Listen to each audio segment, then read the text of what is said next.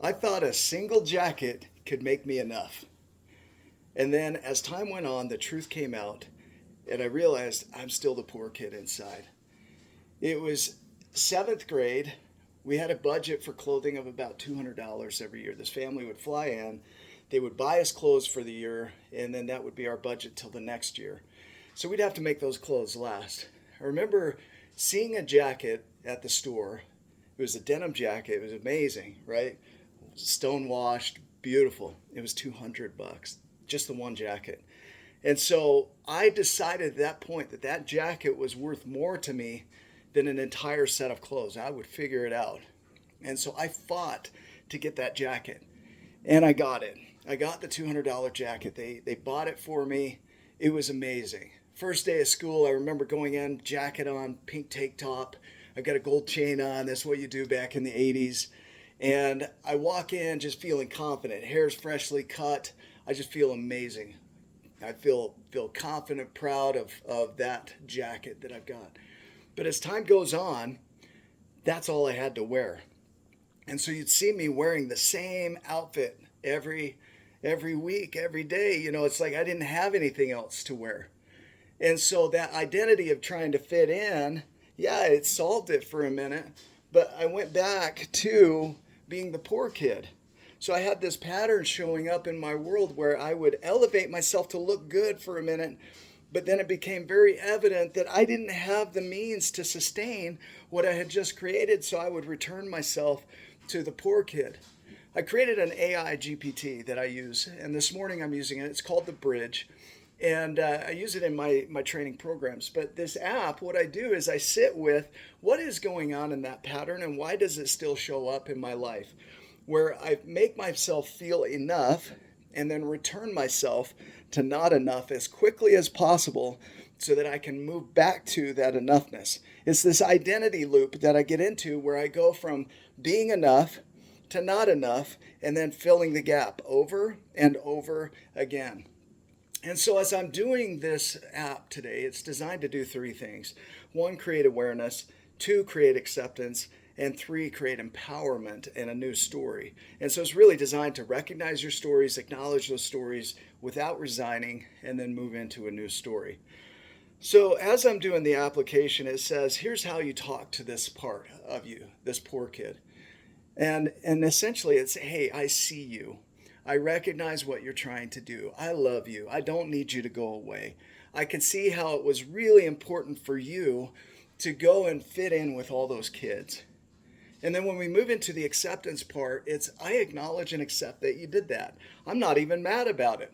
I can see your logic and your thinking around why you would want to do that. And so I accept that, and I want you to know that we're complete there. I don't need that anymore, and I'd like to move in another direction. And if you're open to it, you can come along with me. And so if you look at this picture right here, my brother created, this is all steel. There's no paint on that. He created this. And if you look at the image here, the small self inside is looking up at our giantness and saying, how do I do that? How do I become that? And the way to become the giant isn't to pretend to be giant. I mean, you imagine this guy putting on giant clothes, he's not going to fit in very well. And so in my book, The Giants and the Smalls, you can go and read that.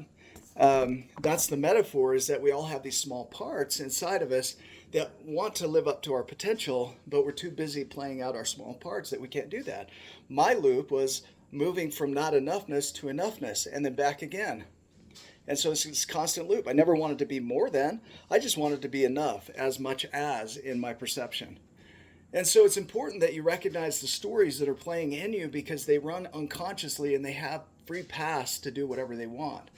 And so when you can create awareness around the stories, it's the first step in transformation. Now you can do something about it. The second step is to accept it and acknowledge it. And acceptance doesn't mean that you're giving up. It just simply means you see it, you know what it is, and you're willing not to resign to it. The third part is to rewrite it. So it's not enough to see it and accept it. Now you have to rewrite it. And we are all made from narratives, these stories that we've told ourselves about who we are and how we fit in and how we operate in the world. And these repetitions have become our identities. And so my identity was, I'm the poor kid. So if I get to enoughness, I'm coming back to the poor kid as quickly as possible. 50 years, I've learned to run that program, and I'm very good at it. So for me to change it now, it's the same process. To recognize the story, to accept it, and acknowledge it without resigning to it, that I've got this identity called the poor kid, and to talk to him in the third person of I see you, not I am that. Does that make sense? So you're no longer saying this is who I am. You're saying that's what's going on. You're describing it like a newscaster. This is what's happening. I see this. I see you, third person. And then to acknowledge, I can see why you did that. And it's okay. And I love you and appreciate you for what you did to protect me. And now I'm going to rewrite it. And this is where you speak the I am. I am operating from my giant self. The reason I'm doing that is because the ways I've seen myself do that is this. And you start giving yourself evidence. A metaphor of that is, metaphor I used this morning is it's like waking up and seeing a robin in spring. It's a sign of a new beginning. And the robin never goes out and works. It'll never drive a nice car. It doesn't have a nice house. It doesn't wear nice clothes, but all of its needs are met. And that robin is symbolism to me that my needs are met, that I'm always enough, that there's no becoming enough. Enough is my default nature. So my creation of not being enough is where the story needs to be written.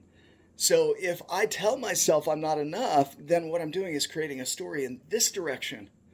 But if I'm enough, I'm already that. That's my God-given right to be enough.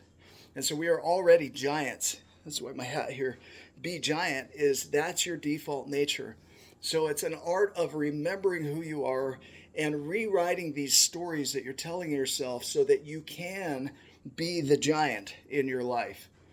And so when you look at this app that I created, the bridge is not just awareness and empowerment.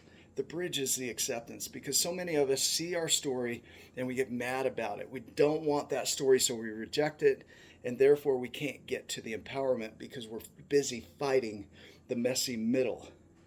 And so when you are who you are and you have an ideal of who you want to become, the only way to get across that bridge is acceptance.